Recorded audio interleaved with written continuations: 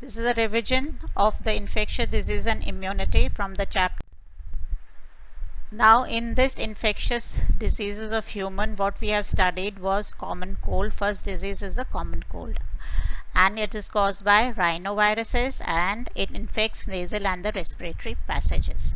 Second disease is the typhoid, and causative agent is Salmonella typhi, and which is caused by taking in contaminated food and water, and the pathogen, where it stays, lives in the small intestines, and then from there it moves to the other body fluids.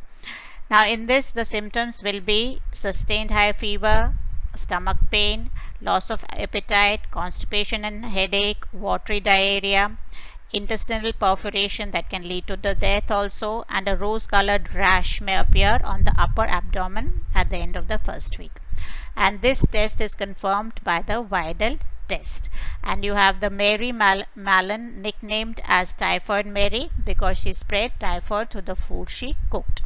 Third disease that we have studied is pneumonia, causative agent Streptococcus pneumonia and Haemophilus influenza, where this parasite infects the alveoli of the lung and causes inflammation, and the alveoli becomes filled with fluid or mucus, and which causes severe difficulty in breathing. So symptoms will be fever, headache, cough with mucoid sputum, chills, fast breathing, shortness of breath, chest pain, and in severe cases the nails will become bluish or grayish in color. Then next will be the protozoan disease, and first will be the amoebic dysentery caused by Entamoeba histolytica, again through contaminated food and water. The pathogen lives in the large intestine, feeds within the RBC, and symptoms will be abdominal pain and cramps, stools with excess mucus and blood clots, constipation alternating with mild diarrhea, fever, and loss of appetite. And the most important of the protozoal disease is the malaria caused by Plasmodium, in which we have 4 species: Malari, P. vivax, P. ovale, and P. falciparum.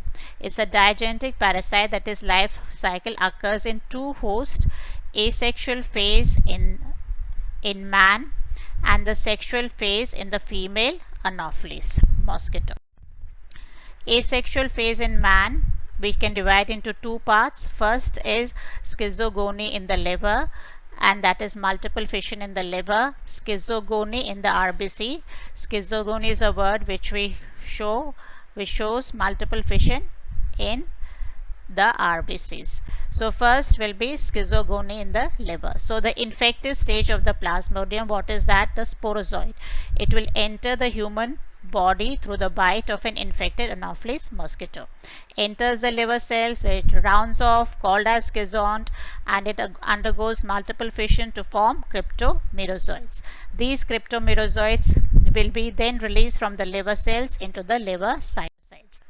Next stage will come schizogony in the RBCs. Now within the RBC, these cryptomerozoites is going to enter the RBC, round off, and develop into the trophozoite stage, which is the feeding stage.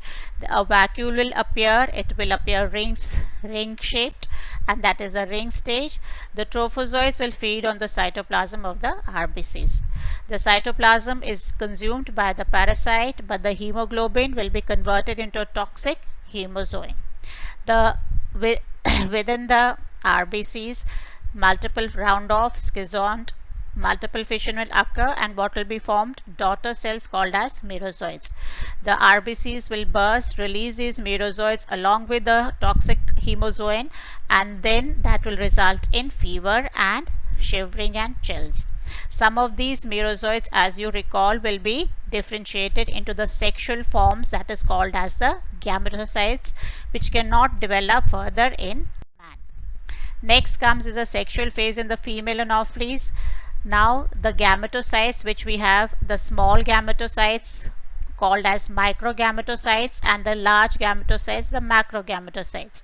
These are going to form, the microgametocytes will form the male gametes, and the single female macrogametocyte will form a single female gamete in the stomach of the female Anopheles. These two gametes, the microgamete will enter the female gamete, fuse to form the zygote. The zygote will become motile, called as ookinete, and that is going to penetrate the wall of the midgut and develop into cysts outside the midgut. Within the oocyst, this is diploid, because the zygote will be diploid. It will first undergo meiosis, then multiple fission and form numerous sporozoids. The oocyst is going to burst, release the sporozoids into the hemocoel, which will eventually go into the salivary glands, and when the female bites another healthy person, it is going to inject the sporozoids into the blood of the human and start off a new cycle.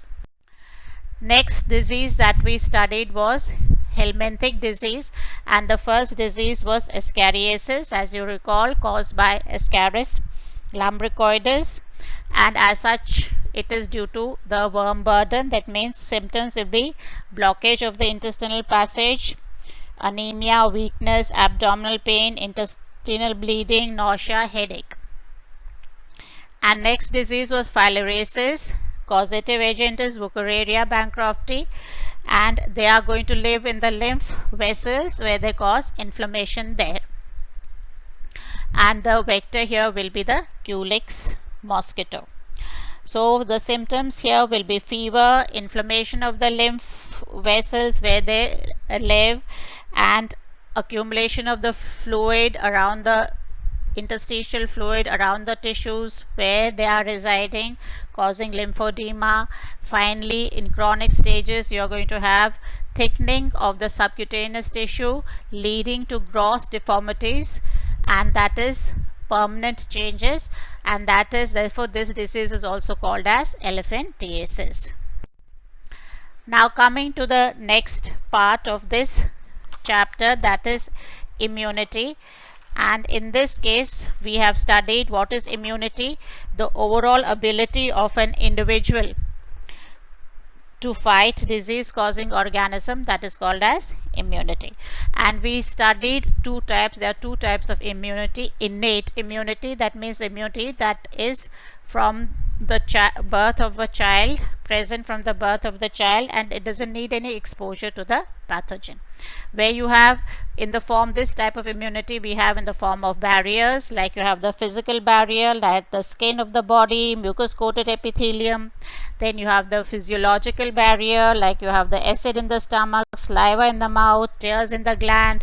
Cellular barrier in the form of WBCs, like you have the neutrophils, the monocytes, and the natural killer cells in the cellular barrier, and the macrophages in the tissues which destroy the microbes. Then the cytokine barrier, in which we have the proteins, that is the interferons secreted by virus invaded cells, which will prevent other cells from being infected by the viruses. Besides this, in the immunity we studied was the second type of immunity, that is the acquired immunity. That means immunity that we acquire after birth, either by contracting the disease or by vaccination. So it is pathogen specific, that means it needs exposure to the pathogen for its development. So we studied two types, that is humoral and cell mediated. Humoral will be in the body fluids with the help of antibodies that are circulating, and these antibodies are collectively called as immunoglobulins. And we studied the structure of each antibody, which consists of 4 polypeptide chain held in the form of Y-shaped, and they are connected by disulfide bonds. One chain is large and is called as heavy chain, and the other are short and are called as light chain. And both these chains will be connected by disulfide bonds. And these, both the light and the heavy chains, they contain two distinct regions called as the constant and the variable region. Constant region will be same in all classes of the antibodies, but at the tips will be the variable region, where you have that is the site where it is going to bind with the antigen to which it will be exposed to. Next comes is the cell mediated immunity, which is mediated by humoral will be mediated by B lymphocytes, cell mediated immunity will be mediated by the T lymphocytes. And you have various types of T lymphocytes. First will be the cytotoxic killer T lymphocytes, that is going to kill directly the virus invaded cells or bacteria found inside the cells. So these cell mediated immunity play a key role in destroying the cancer cells and cells of the transplanted organs. Second type, you have the helper T cells, which is going to help both the B lymphocytes as well as the T lymphocytes to proliferate. And then you have the suppressor T cells, which is going to suppress both the B and the T cells from after the infection is over. And then you have the memory T cells, which they become sensitized T cells and retain the memory of the antigen specificity for future. Besides this, in the immunity part, we also said that acquired immunity is of two types: active immunity and passive immunity. Active immunity, when antibodies are developed inside when the antibodies are developed inside our own body in response to a antigen, that is called as active immunity. Passive immunity will be when ready-made antibodies developed in some other vertebrates are introduced into our body. And next will be the autoimmunity. As you know, what is autoimmunity? Due to normally we can differentiate between self and non-self, but sometimes due to some genetic or other unknown reasons, there is a breakdown of this, and our own antibody starts destroying certain parts of our organs, resulting in autoimmunity. Like you have rheumatoid arthritis, you have Addison's disease, you have multiple sclerosis, etc. And then after this, the next part was vaccination. And vaccination, you know, is the process of introduction of a weakened or inactivated pathogens or their antigenic proteins, which is called as a vaccine, into a person. And what is that? What is the purpose of it? To provide protection against a disease. And how it is different from immunization? It is a process by which the body produces antibodies against the vaccine and develops the ability to destroy the pathogen during actual infection. Next we did was allergy, and allergy can be defined as the exaggerated or hypersensitive reaction of the immune system to certain harmless substances in the environment. And we found that the antibody responsible for producing the antibodies that are produced in response to these allergens are IgE. And then next we did the last part of this chapter of this immunity was the immune system of the body, where we discussed was the lymphoid organs, primary lymphoid organs and secondary lymphoid organs. Primary, which are the main, in which we have the bone marrow and the thymus. So where we have the main two cells, that is the B lymphocytes and the T lymphocytes. So bone marrow, you know, is the main lymphoid organ, and this is the site where the B cells are going to differentiate and is responsible for the humoral immunity. And the thymus will be responsible for differentiation of the T lymphocytes, which is responsible for cell mediated immunity. Besides this, there are secondary lymphoid organs, and these secondary lymphoid organs that we discussed was the spleen, the lymph nodes and the mucosal associated lymphoid tissue, that is MALT, which we said around 50% of the lymphoid tissue in a human body. That's all. So this is just a recall of the salient features of these two topics, which we will be now writing some answers for this. Thank you.